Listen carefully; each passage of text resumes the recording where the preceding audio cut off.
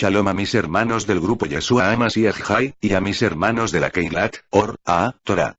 Eterno, todo lo que tenemos es tuyo, en tu gran misericordia tú lo has dado, por tanto permítenos ser buenos mayordomos, en los que nos has encomendado. Siempre estemos en tu mente para bien, y para Shalom. Apelamos a los méritos de nuestro justo Mashiach Yeshua, amén ve amén.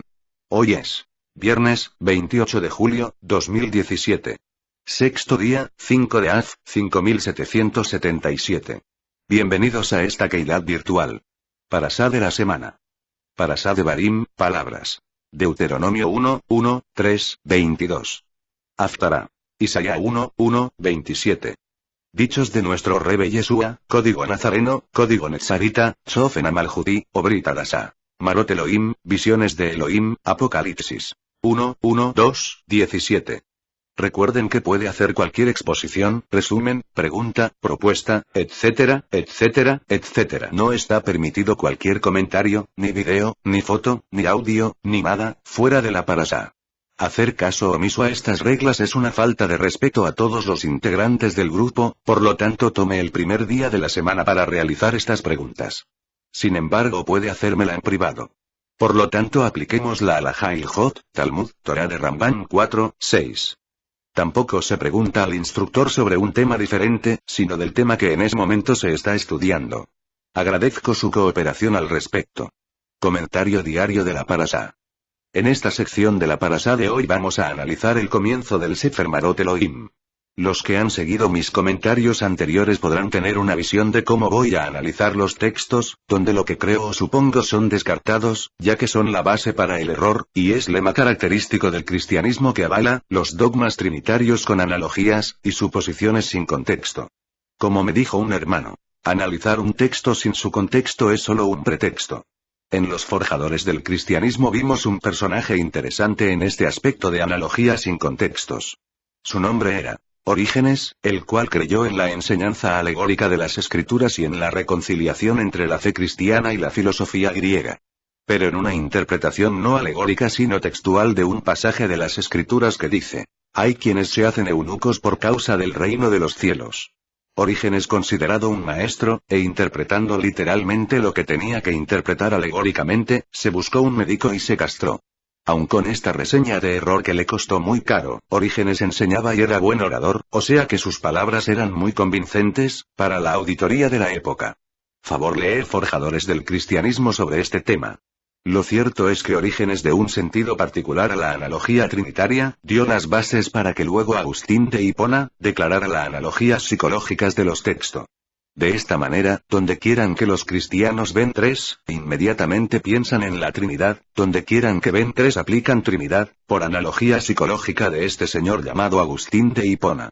Veamos algunos ejemplos. Isaías 6:3 dice: y el uno al otro daba voces diciendo, Santo, Santo, Santo. Cuando un cristiano ve esto en las escrituras, inmediatamente por analogía psicológica de Agustín de Hipona dice: ahí está la Trinidad. Segunda de Corintios 13:14, Pablo dice: la gracia del Señor Jesucristo, el amor de Dios y la comunión del Espíritu Santo sean con todos vosotros. Cuando un cristiano lee esto, inmediatamente ve tres y dice: ahí está la Trinidad. Aplicando la analogía psicológica de Agustín de Hipona. Por tanto, esta misma analogía psicológica, yo también la puedo aplicar en la palabra carrocerías. Allí, si usamos la analogía psicológica de Agustín, vemos la Trinidad. ¿Pero dónde está allí, la Trinidad?, preguntará usted. Pues es sencillo, carrocerías tiene 3R, y todo lo que tenga tres elementos, en un mismo verso, o palabra, según el dogma es Trinidad. ¿No es cierto? Pero eso es una locura, dirá usted. Precisamente eso es lo que quiero que entienda, escuche sus palabras, esa interpretación, y todas que traten en el mismo sentido, parecido, o semejante, de apoyar trinidades, son una locura, y más que una locura es un chiste, una burla a los textos bíblicos, en afanes desmedidos, de las instituciones cristianas en avalar un dogma que es indefendible. Teniendo estos conceptos claros, por lo tanto obviemos toda enseñanza de Orígenes, o de Agustín de Hipona, y de cualquier otra escuela apologista, a la hora de ver los textos del Sefer de Marot Elohim, Apocalipsis. Tengamos la mente en blanco sin conceptos y dogmas preconcebidos, solo entendamos lo que está allí, de la misma manera que usted lee un libro en cual se va enterando de su contenido a medida que lee, y no anticipándose a lo que va a leer. Así que comencemos. El primer verso, en sus diferentes versiones, nos dice lo siguiente. Apocalipsis 1:1, Biblia Latinoamericana 2005, esta es la revelación de Jesucristo. Dios quiso que enseñara a sus servidores, mediante esta revelación, lo que va a suceder pronto. Envió a su ángel para que se lo diera a entender a su servidor Juan. Biblia textual, revelación de Jesús el Mesías, que Dios le dio para manifestar a sus siervos lo que debe suceder en breve, y la declaró enviándola por medio de su ángel a su siervo Juan.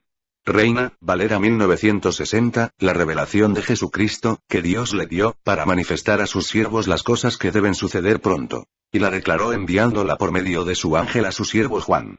Código real, visiones de Elohim que fueron dadas a Yeshua HaMashiach para que fuesen entregadas a sus siervos a fin de conocer las cosas que deben suceder en poco tiempo, y las declaró por medio de su mensajero celestial, a Yohanan, siervo suyo. Vamos a desmenuzar esto. El texto comienza con la palabra que le da su nombre. G602. Apocalipsis. De G601. Revelación. Revelación, manifestación, manifestar. Como toda parasá, el texto recibe su nombre de las primeras palabras notables del mismo, como el Sefer de Bereshit, Shemot, etc. En este caso sabemos que Yohanan era judío, por lo tanto su Sefer por lógica fue escrito en hebreo y posteriormente traducido al griego. Pero su mensaje es muy parecido a los textos Yehezkel, Ezequiel, del cual los judíos de la época estaban muy familiarizados. Sé que muchos apoyan lo contrario, que todos los textos fueron escritos en griego. Pero es un asunto de lógica, es como si yo, lo que estoy escribiendo en este momento lo realizo en inglés, que no es mi idioma natal, y nunca lo escribo en español. Es algo que hiere mi sentido común, y golpea gravemente mi inteligencia.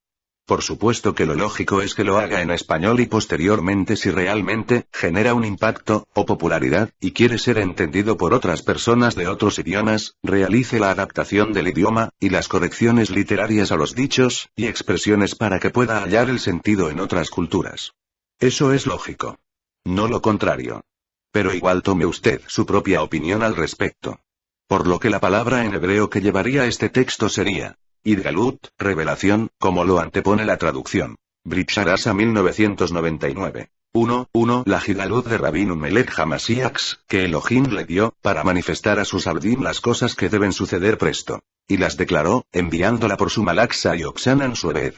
Volviendo al tema. La audiencia a la cual era dedicada este texto fue a los judíos del partido Metzarita que aceptaron como Mashiach a Yeshua, conocedores del lenguaje alegórico de textos de profetas anteriores, por tanto este Sefer para ellos no debería de ser un gran problema en su lectura y comprensión, al menos en el contenido moral del mismo.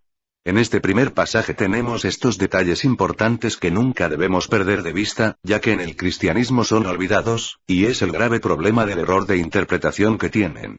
No leen. Solo suponen. Veamos. 1. La revelación viene del Eterno, a Él nadie se la reveló, Él como todopoderoso, amo de la creación, la da en su absoluta soberanía, a quien quiere.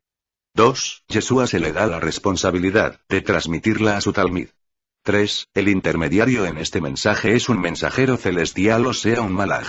Por lo tanto el cuadro es claro. El Eterno da la información, y la responsabilidad de transmitir el mensaje a Yeshua, y Yeshua usa a un malaj, un mensajero celestial para tal fin. No se puede perder de vista este cuadro, pues de otra manera caeríamos en suposiciones ilógicas fuera de contexto. Luego de esto, vemos los textos siguientes que nos hablan de la responsabilidad de Yohanan, la cual se traduce en transmitir de manera final este mensaje, a los que corresponda. Y hace la separación correcta en el mismo, la cual está en justa concordancia con el primer texto. Veamos. 1, 2, el cual dio testimonio de la palabra de Dios y del testimonio de Jesús el Mesías. De todo cuanto vio. Biblia textual. Primero. Palabras del Eterno, y luego el testimonio de la visión del Mashiach de manera alegórica, y por último todo lo que vio, enseñado por el malaj encomendado para ello. Como vemos no hay contradicción alguna, se sigue la misma línea de mando. Analicemos este. 1, 4 Juan, a las 7 iglesias que están en el Asia. Gracia y paz a vosotros, del que es y que era y que está viniendo, y de los 7 espíritus que están ante su trono. Versión Biblia textual. ¿De quién se habla aquí? La gran mayoría de cristianos, que buscan analogías psicológicas según el método de Orígenes y Agustín, dicen que ese es Jesús. ¿Por qué? Porque dicen que el que está viniendo es Jesús, y como Él es Dios le queda como anillo al dedo. Ya que según el verbo, visto en forma estoica, gnóstica y neoplatónica, es metaexistente, siempre ha existido y existirá. Como ven, el cuadro perfecto armado por analogía psicológica. Pero dejemos la analogía psicológica de un lado, y veamos el texto. Es interesante que en la traducción interlínea al griego-español bizantina dice lo siguiente. G 2316. NGSM Dios.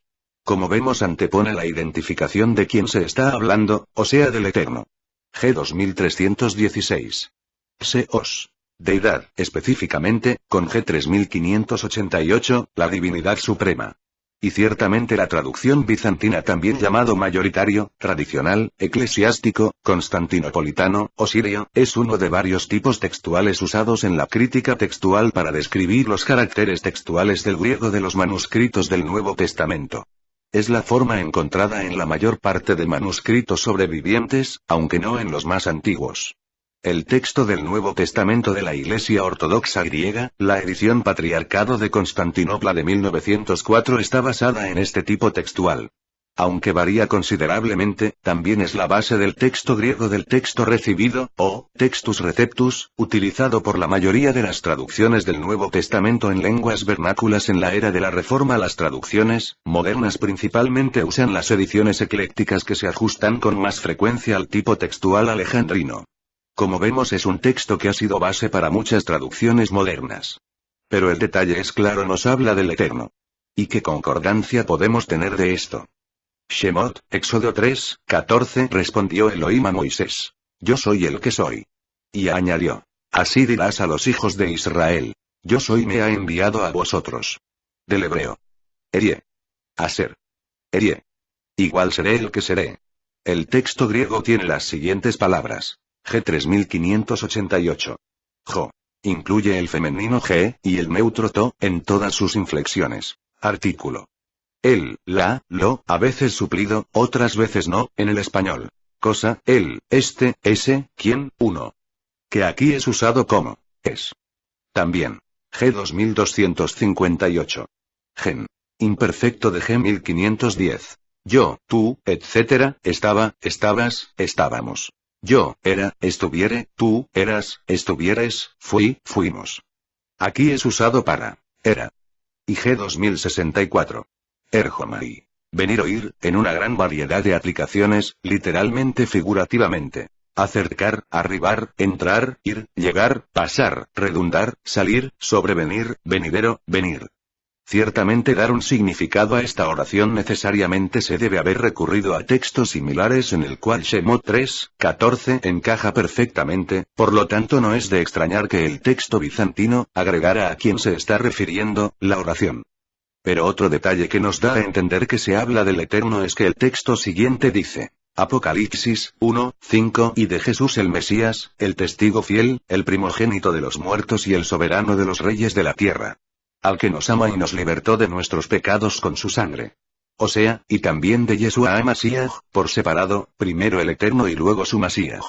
Es importante que note aquí, que estoy usando una Biblia cristiana para realizar este enfoque, ya que las Biblias cristianas no es que estén equivocadas en su traducción, sino las notas de página, y las explicaciones de los textos son los que llevan el error, no el texto en sí. Claro está, en caso de interpolaciones la cosa es distinta. Seguimos con los textos siguientes. En ellos vemos nos habla de las cualidades del Mashiach, toda la consecuencia de su manifestación para con nosotros.